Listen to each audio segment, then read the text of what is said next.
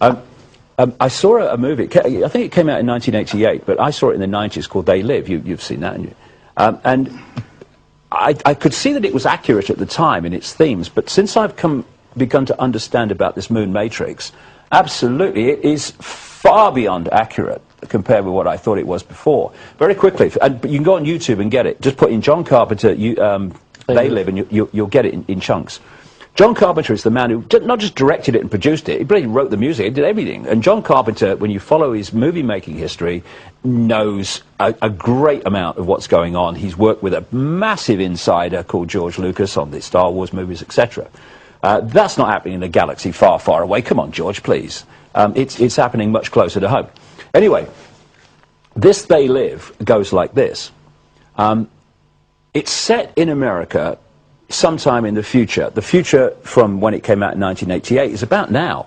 There's a massive economic collapse going on, and it's a police state. The hero, I'll call him the builder, the hero character arrives right at the start of the film. He's walking from city to city, town to town, trying to get work on in the building trade. He manages to get a short-term job at the start of the movie, and at the end of this first day, a big black guy who's on the building site says, "Have you got anywhere to stay?" No, he said, "Well, you wanted to, share what we have." What we have was a tent city, tent village, and corrugated iron cobbled together shelters, because this economic collapse in America in the movie had people living on wasteland in these tent cities and villages all over the city. Go to America, it's happening now. Yeah, I've been to Detroit. Yeah, yeah. I mean, it's happening. Yeah. And what happened then is this builder, who's now in the tent village, he starts to see that some strange things going on at a church across the road, and he goes and has a snoop around when from outside there's a service going on and there's church music playing, and he goes in, he looks around, and he realizes that actually there's a group of people from the village are in there, and the service is a tape. It's playing a tape. It's just a fake.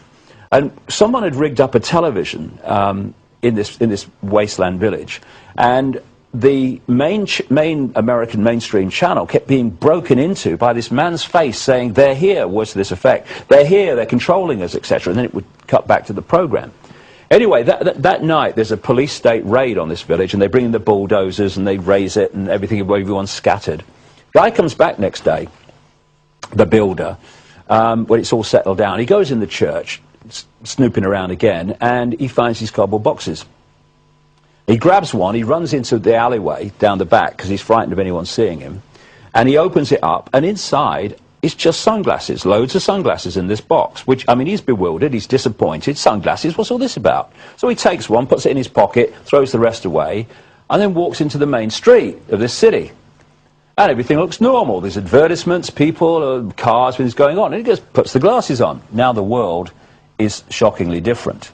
Through these glasses, all the drink Coca-Cola and vacation in Jamaica, now all he can see is words like stay asleep, obey authority, don't question, all these subliminals.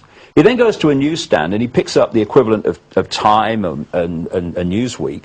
And when he looks with his naked eye, it's text and colours and graphics and pictures, just like now. Puts the glasses on, all he can see are these subliminals. Obey authority, stay asleep, don't question. He looks at a dollar bill, and instead of seeing a dollar bill and all that's on it, all he sees is words, "This is your God." Next thing that happens, a guy walks in to buy a paper. To the naked eye, he's a human. He puts the glasses on, this guy ain't human. And it goes on, and he starts to realize, nothing like the majority, but a significant number of people are not human, but they appear human to the naked eye.